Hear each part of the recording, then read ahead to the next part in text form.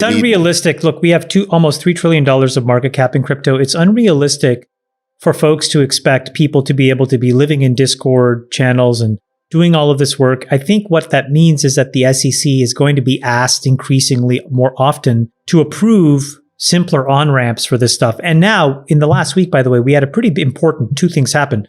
Both Jerome Powell and Gary Gensler basically said, crypto's here to stay, and we're not going to ban this stuff. And so hopefully what it means is that you get some ETFs passed in the United States.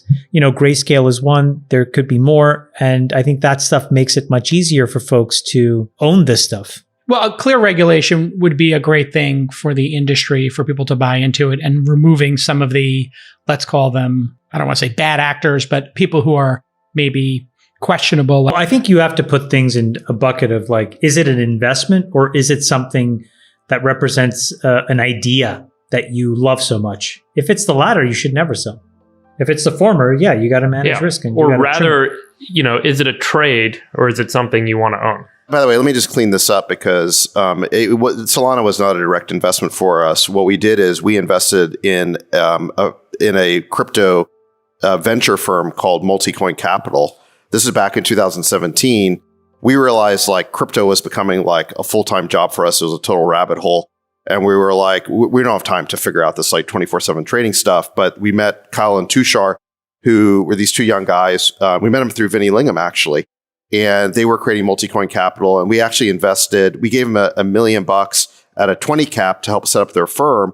And then we invested in they had both a venture fund and a hedge fund. And they were like the first money into Solana. So that fund, I mean, it's like a 100x fund. It's just like bonkers. Crazy. And so as a result of that, we are indirect beneficiaries of this huge increase in Solana. It will end up being about, $1 billion of, I think, Solana for us in terms of returns. But it's the Multicoin guys determine the trading decisions on that. Yeah. And so people who don't know, Solana is a programmable, Ethereum competitor, I guess, and it's at $50 billion or so market cap. It was trading at $1 not long ago, and now it's at 164. It's an Ethereum competitor, basically, for a smart contract platform. And there's a lot of people, I'd say smart money in Silicon Valley, who are betting on a flippening where Solana could ultimately overtake Ethereum as the preferred platform. But even if it doesn't overtake Ethereum, it's the number 8 cryptocurrency right now. It could go, there's a lot of people betting it'll go to number 3 or, what have you. Additionally, it is a fraction of a penny for a transaction, and it can do many more transactions than Ethereum. There's so much to know about the crypto world. It's a hard thing to invest in unless you're like totally focused on it. I've struggled with that. Like I've tried to go deep on a couple topics and like I realized, holy shit, I've been in this for like 4 to 6 hours just trying to learn this stuff and I'm not like there. And then I feel uncertain about making any decisions. I totally get it. I mean, you got to have folks like working on this, and the pace is changing so rapidly. You really need to kind of be up to date on what's next. It's, the other issue really challenging is when you look at crypto, people use the word crypto as if it's like that's all there is. Totally. Crypto is like distributed computing, right? E-cash, cryptography. Financial modeling or building new economic systems, Chamath? There's business model innovation, there's technology innovation, there's economic innovation, it's distributed computing innovation. Yeah, infrastructure, hardware. I mean, there's quite a lot of layers of activity. Chamath, are you spending time in crypto yourself, or do you have people doing it for you, or how are you kind of? Yeah, we have a lot of it, a lot of everything. So yeah, we have things. But do you go deep yourself, Chamath? Like, how do you spend enough time to really get up to speed on all the goings on? I cherry pick and I snipe, and opportunities where I get intellectually curious and jump in. But a lot of the credit goes to my team. There's a couple folks that spend a lot of their time in it, and we've had a couple people do extremely well for us. Similar to David's story, back in the day, I invested in Barry Silbert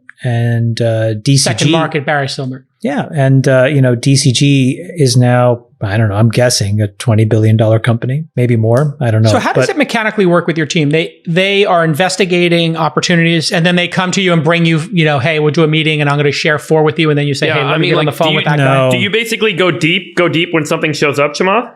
No, so basically what happens is they have carte blanche to do whatever they want. And what they're typically doing is they're working with entrepreneurs to seed projects and, to get projects off the ground. And then at some point when those projects become large enough, then they'll issue tokens and, we'll get a certain allocation of those tokens.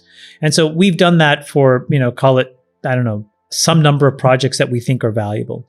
Then along the way, they'll have certain views on Bitcoin. They'll have certain views on Ethereum. They'll have certain views on Solana, and we'll make capital allocation decisions. They tend to have the ability to do whatever they want. And then what I tend to do is just think about when it gets above, to me, I need to see the chance to make at least, in the rough justice around, $500 to $1 billion. And then I'll get involved. But otherwise, they just kind of run the whole thing. Let me ask you guys a question here. When you look at the market caps of these projects, it seems like things are changing. Cardano is number 3 now. And Tether still remains number 5, XRP still number 6, but Solana... I would encourage people to not look at it like that. I think looking at it as a rank list betrays what it is. So, I'll give you a simple example. Let's compare the fate of 2 projects. Or actually, right now there's a distributed form of Discord that's being built. Discord, the chat app, very popular amongst gamers. In a completely distributed way with an integrated crypto wallet. Because if you look at Discord, it's really 2 cohorts of people. There's gaming and there's crypto, right? So, those are the 2 big ones, yeah. So, that's an example of a really interesting product that has some real potential. Then if you look at something like DeSo is a decentralized social programming framework. Then if you look at something like Helium, that's completely about building a large distributed, connection of on-ramps to the internet, so internet connectivity. So those are 3 completely different ideas with 3 completely different paths to success. If to invest in those tokens, you have to believe in 3 totally different sets of things. Yes. So to look at it on a rank list and just buy something because it's cheap is stupid. No. My question I'm just going to be wasn't blunt. It's stupid. Don't do that. No. That wasn't really my question. My question was, we have an extraordinary number of the public who've invested in Bitcoin and Ethereum as number 1 and number 2. And those projects feel maybe stagnant when compared to the dynamism of what I'll call, the projects launched in the last 3 or 4 years. Because they're the different, but you're talking about confusing. Again, that's what I mean. Those are layer 1 protocols, right? Meaning they are at the core substrate of how all of crypto is going to work. Then you have these other projects that build on top of these things in different ways or build around them. So my point is, if you don't want to take the time to understand which layer 2s you want to own and which layer 1s you want to own and why, I think you're much better off. I understand your point. My point buying an ETF or something else, because there are ways to own these things. So for example, David, Solana does not need Ethereum to exist. So my point is, do we see a day when this, the past decade has been about Bitcoin and Ethereum? Do we see a day when maybe people stop buying those and start buying these new ones? Anything's possible, but here's the evolution in our thinking. I mean, the first step was realizing, okay, we need to own Bitcoin. Why? Because, there's now enough evidence where a decade or more than a decade into this, nobody has been able to essentially counterfeit a Bitcoin. It is, new money. It is better money. So I'm not going to convince people right now of the argument for Bitcoin, but if you believe in it, that's sort of the first step is you realize you really need to have 1% to 2% of your portfolio in Bitcoin in the event that fiat money sort of becomes debased and eventually you move to crypto. Then you realize, well, wait a second, Bitcoin is just one application of blockchains. There's a bunch of applications of blockchains. So maybe we need to own not just sort of, digital money, but we also need to own the underlying blockchain platform. And that leads you to Ethereum. Then you realize that there's a bunch of competitors to Ethereum and it's still very early days. And one of those guys might ultimately displace Ethereum as a blockchain platform. Then you realize that there's all these applications on top of all these blockchains. And so, the conclusion I come to after all of that is I can't figure all this out. And maybe I could if I was willing to go back to school and like make this a full-time job, which I just don't want to do. I mean, I'm lazy, and that's why I focus on SaaS. Like, that's what I know. Your as kill an zone, investor. Yeah, like I'm not going to reinvent myself. It's like you playing Hold'em versus PLO. Right. Right, exactly. So, but this is why we partner with Multicoin Capital. So what I would just say is like the idea that you as an individual investor are going to like, pick off the one cryptocurrency here or there to invest in. I mean, that's going to be a lottery. I would find a manager basically who is really good, who has a track record, who understands this stuff. Our approach is to hire very young, extremely technical computer scientists and mathematicians to basically do the work. That's working. Yeah. And, one of the things that I think these guys do, and the reason why it is very helpful for them to be computer scientists, is these are all open source projects. So they go look at the repos. Just go look at You can actually see the changes being made. And this is like, do you realize there's only 12 people who are actively working on Solana in the But you need to look at all the code check-ins. 7 of them work for Solana.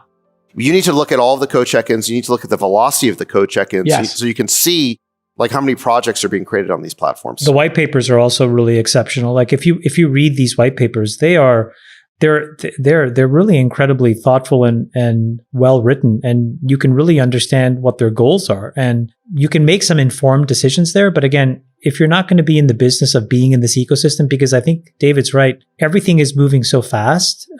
What's successful today could be just a dog tomorrow, and vice versa.